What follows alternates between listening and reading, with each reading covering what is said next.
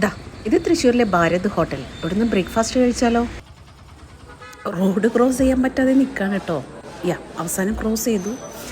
ഭാരതിൻ്റെ ഉള്ളിൽ എപ്പോഴും ഇങ്ങനെയാണ്.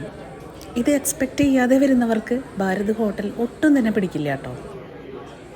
വെറുതെ ഒന്നല്ല ഇവിടുത്തെ തിരക്ക്, ഇവിടുത്തെ ഫുഡിൻ്റെ ക്വാളിറ്റി, ടേസ്റ്റ് ആൻഡ് നീറ്റ്നെസ്.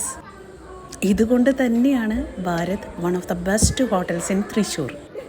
ഈ ഫുഡ് എക്സ്പീരിയൻസ് ചെയ്യാൻ വേണ്ടി അപ്പോൾ ഒന്ന് വെയിറ്റ് ചെയ്താലെന്താ അല്ലേ? ഞങ്ങളും വെയിറ്റ് ചെയ്തു. ഇതാ നമ്മൾ ഓർഡർ ചെയ്ത ഡിഷസൊക്കെ ഒന്ന് കാണാം.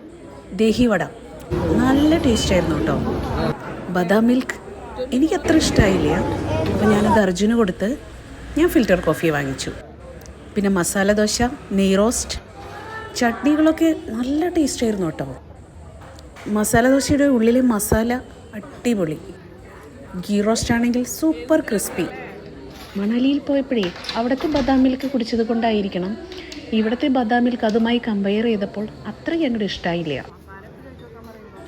പക്ഷേ എൻ്റെ ഒപ്പമുള്ള മറ്റു അംഗങ്ങൾക്ക് ഈ ബദാം മിൽക്ക് നല്ല ഇഷ്ടമായി കേട്ടോ.